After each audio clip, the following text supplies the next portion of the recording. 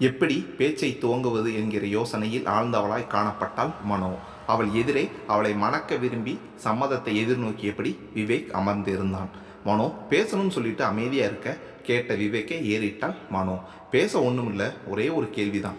என்ன கல்யாணம் பண்ண நினைக்க என்ன காரணம்? சின்னதாய் முறுவளித்தான் விவேக். ஒரு ஆண் ஒரு பெண்ணை கல்யாணம் பண்ண என்ன காரணமோ அதுதான் என்றான்.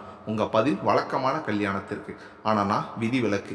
ஏன்னா என் கையில் 6 மாத குழந்தை இருக்குது என்று கூறிய மனோவை அமைதியாக பார்த்தான் விவேக். இது என்ன, எனக்கு புது தகவல்னு சொல்கிறியா? எல்லாம் தெரிஞ்சுதானே கல்யாணம் பண்ணிக்க சம்மதம் கேட்குறேன். நீ என்ன எனக்கு புது ஆளா? இதே தெருவில் பல ஆண்டுகளாக குடியிருக்கும். இரு குடும்பத்துக்கும் நல்ல பழக்கம் இருக்குது. உனக்கு நல்ல கணவனாகவும் உன் குழந்தைக்கு நல்ல தகப்பனாகவும் இருக்க விரும்புகிறேன். ஏன் என் மேலே உனக்கு நம்பிக்கை இல்லையா என்றான். அவன் வினாவிற்கு விடை தரும் விதமாக அவனை கூர்ந்து நோக்கி பேசத் துவங்கினாள் மனோ. என்னை பற்றின எல்லாமும் உங்களுக்கு தெரிந்தாலும் சிலதை இப்போ ஞாபகப்படுத்துகிறேன். மனம் முடித்த அந்த மகிழ்ச்சியை முழுதாக உணர்வதற்குள் நான் கருத்தரித்த செய்தி அவர் காதுக்கு சென்று சேருவதற்கு முன் இராணுவத்திலிருந்து அவரது உயிர் பிரிந்த செய்திதான் முந்தியது. கண்களில் அரும்பிய நீரை துடைத்தபடி தொடர்ந்தார். வாழ்ந்தது கொஞ்ச காலம்தான், ஆனால் அவரோட அன்பு கொஞ்சம் நஞ்சம் இல்லை. என் வாழ்நாள் வரைக்குமே அது போதும். மறுமணம் என்கிற எண்ணமே துளியும் இல்லை.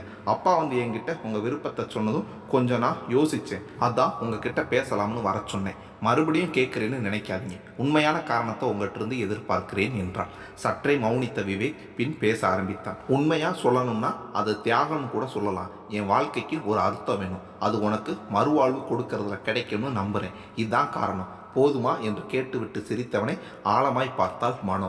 இருங்க ஒரு நிமிஷம், நான் பேசி முடிச்சிடுறேன். அதுக்கு பிறகு ஏதாவது சொல்ல வேண்டியது இருந்தால் நீங்கள் சொல்லலாம் என்றவள் பேச்சை தொடர்ந்தாள். கொஞ்ச காலத்துக்கு முன்னாடி நடந்த சாலை விபத்தில் எதிர்பாராத விதமாக உங்கள் ஆண்மையை இழந்துட்டீங்க. இந்த காரணத்தை மனசில் வச்சு யாருக்கிட்டேயும் சொல்லாமல் கல்யாணத்தை தட்டி கழிச்சிட்டீங்க. உங்கள் நல்ல மனசு எந்த பொண்ணையும் ஏமாற்ற விரும்பலை. மனோ பேசிக்கொண்டே போக லேசாக வியர்க்க ஆரம்பித்தான் விவேக். அதை கண்ணுற்ற மனோ, பதட்டப்படாதீங்க விவேக், இதை யாருக்கிட்டையும் சொல்ல மாட்டேன் என்றவள் மீண்டும் தொடர்ந்தாள். இந்த உண்மையை என்கிட்ட சொல்லியிருக்கலாம். என்னால் ஒரு பொண்ணை சந்தோஷப்படுத்த முடியாது, ஆனால் அவளுக்கு நல்ல துணையாக பக்கப்படமாக இருக்க முடியும். அதனால தான் உன்னை கல்யாணம் பண்ணிக்க நினைச்சேன்னு சொல்லியிருந்தீங்கன்னா அதுதான் உங்கள் பேராண்மை. அந்த பேராண்மைக்கு நான் தலை வணங்கியிருப்பேன். என்னோட மறுமணத்திற்கும் ஒரு அர்த்தம் இருந்திருக்கும். ஆனால் உண்மையை மறைச்சு தியாகம் என்கிற சாயம் பூசிக்கிட்டீங்க.